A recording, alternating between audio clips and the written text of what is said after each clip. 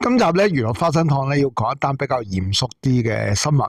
咁啊，關於阿翁女俠翁靜晶律師同埋咧佢嘅先夫阿劉家良師傅，話說劉家良師傅咧已經入土為安咗好多年噶啦。咁但係咧阿翁律師咧翁靜晶小姐咧就喺佢自己嘅 YouTube 頻道危險人物咧，竟然咧就講咗一件非常之嚴重嘅事，就係話咧阿劉家良嘅師傅嘅骨灰咧喺呢個寶福山咧俾人拎走咗、偷走咗。而其實除咗劉師傅嘅骨灰之外咧，仲有其他人。咁咧我就根據翻01嘅復述咧，同大家講一講咧阿翁律師咧喺佢自己嘅 YouTube 度講過啲乜。嗱咁咧就3號嘅時候咧，阿翁律師咧就喺佢自己嘅 YouTube 頻道咧，呢個危險人物咧，標題咧就係劉家良師傅骨灰被盜。原來咧就係已故著名嘅武術指導、導演兼演員劉家良嘅師傅嘅骨灰同埋部分嘅名人嘅骨灰咧，就位於沙田寶福山俾人偷走咗。翁律師就話咧喺今年2025年嘅5月至到8月期間咧，寶福山嘅職員咧曾經聯絡過佢，就話咧劉師傅嘅骨灰咧俾人偷咗，你哋可唔可以咧同意警察去打開個骨灰嗰個碑咧去睇一睇？翁律師第一個反應就話係咪詐騙嚟㗎？邊個有人去偷骨灰？劉師傅嘅骨灰係冇任何陪葬品嘅。當時咧佢認為咧啲職員咧一定係遇到騙子。咁啊結果咧翁律師咧就自己致電去警方就查證係咪真事。咁發現咧唔查又只有一查堅嘅。一開始咧佢都認為咧呢個唔係一件好真實嘅事，直到咧警方咧問佢咧劉師傅嘅骨灰係咪2個長方形嘅盒，佢先知道喂大鑊堅嘅。因為咧佢話咧劉師傅嘅骨灰咧就唔係好似我哋平時嗰啲圓揼哚啊細細個一個罌咁樣嘅。劉師傅嘅骨灰咧係特別多，係大概一個蘋果箱咁大，所以就分開咗2個骨灰箱咧去裝嘅。亦都因為咧翁律師咧係佢嘅亡妻，即係佢嘅太太咁啊。咁所以骨灰咧佢有份幫手執骨嘅。骨灰剩幾多咧？翁律師係好清楚嘅。當佢一聽到咧係2個長方形嘅盒同埋有個名嘅時候咧，翁律師自己都心裏面沉一沉。翁律師反問職員點解會知道？職員就話咧偷骨灰嘅盜竊集團發出嚟嘅。有見及此咧，翁律師咧即時答應俾佢哋咧開碑去睇。咁啊8月嘅一個下晝咧，翁律師咧帶住警方同埋啲武工咧就去到寶福山，就拆開咗劉師傅嘅石碑嚟睇。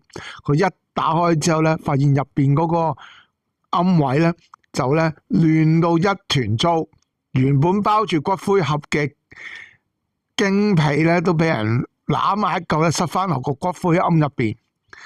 個位入邊咧淨係得翻2塊經皮、一本長刊，但就唔見咗一張字條。張字條咧係翁律師親自寫嘅，上面寫住咧：如果你見到呢張字條，你就係盜墓者。首先，等我話俾你聽，骨灰裏面係冇任何咧貴重物品嘅，請不要浪費時間。我希望你哋知道咧，骨灰嘅先人係屬於劉家良先生，佢係一位電影嘅導演。近君回頭是岸，阿彌陀佛。佢希望咧盜墓者就唔好偷走呢個劉家良劉師傅嘅骨灰，亦都介紹咗劉家良嘅生平。咁啊，但係咧啲人都會好似我咁，喂，點解阿翁律師你會留張咁嘅字條？翁律師咧就答翻我哋係一個預感。佢認為咧冇人會想打開呢個骨灰龕，而打開嘅人一定係盜墓者，唔係羅拉啊，真係盜墓者啊！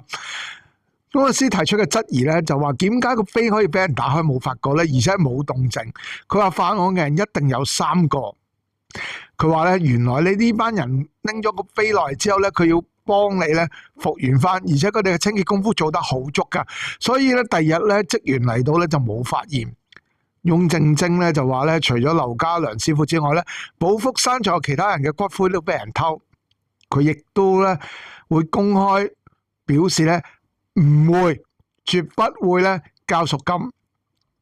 之前咧一直唔講咧，就係想配合咧警方嘅調查同埋引起，即係唔想引起咧一啲公眾嘅不必要恐慌啦，包括可能擺寶福山嘅人啦，都會擔心喂自己親人啊、私人會唔會受到影響啊嘛。翁律師咧就話咧，往往咧接連披露而得罪咗人啊，佢以往可能真係做咗好多查嗰啲佛堂案咁樣，結果咧就引嚟咧好多連串嘅報復。有人咧就喺網台咧發布大量失實嘅言論，中傷佢啦。更加咧有人咧揚言咧要對劉師傅同埋佢亡母趙小瑜女士咧刮飛鞭屍。翁律師咧表示咧，警方曾經問佢：喂，你會交贖金啊？咁啊，好似聽聞咧個銀碼就好大嘅，6000萬。我唔記得邊度聽翻嚟呢個數字啦，唔係好確定。翁律師咧就好堅決話：6蚊都唔會俾，我唔會為呢件事俾1毫子嘅贖金。有錢我都嚟幫下啲生嘅人啦，有錢我都攞嚟將我對劉師傅嘅敬重同我哋嘅感情去幫翻相同年紀嘅人。劉師傅咧就喺76歲嘅時候過身嘅，所以點解我話想喺龍華酒店開場千歲宴，75歲以上嘅人就全部免費。翁律師請，原因就係我寧願俾老人家食飯，都唔想俾贖金。嗱，呢度咧老想岔開少少話題。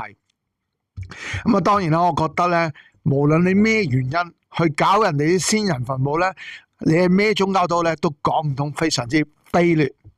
第二咧，我都認同，始終咧塵歸塵土歸土啦，喺我嘅 concept 入邊。咁既然都俾人攞走咗，如果佢肯還翻嚟，當然最好啦。但係如果你話要攞贖金嘅，咁我都好認同翁律師咁講，寧願咧就攞俾啲在生人士，起碼做翻啲叫做功德又好咩都好啦，善事又好啦嚇，即係佢哋嘅宗教。咁變咗嚟講咧，起碼人哋咧都叫有餐飯食。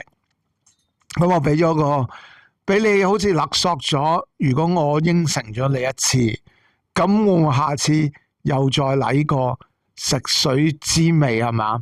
即係食個翻尋味咁樣啊！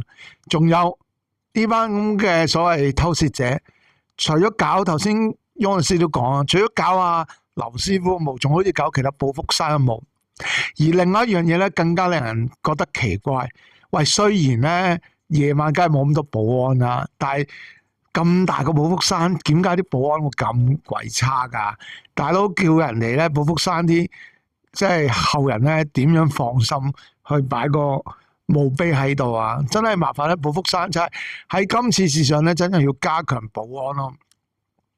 其他墳場亦都要加強保安，即係你難保話下個墳場有冇有啲人攞死人嚟做，即係一個如意算盤都啱死嘅。而家係咪真係窮成咁啊？盜亦有道喎，你搞人哋先人，其實係咪公道啊？咁我唔知大家點睇，歡迎咧同我喺娛樂花生堂嘅留言區咧，大家研究研究。我覺得咧就非常之卑劣嘅。咁希望咧翁律師咧就可以同執法人員嗰度咧就可以得到一個好消息啦。咁喺度咧再次多謝大家收聽收睇，如果中意嘅話咧，歡迎做翻個訂閱，俾翻個 like share 翻出去。咁建設性留言，多謝晒大家，下條片再見，拜拜。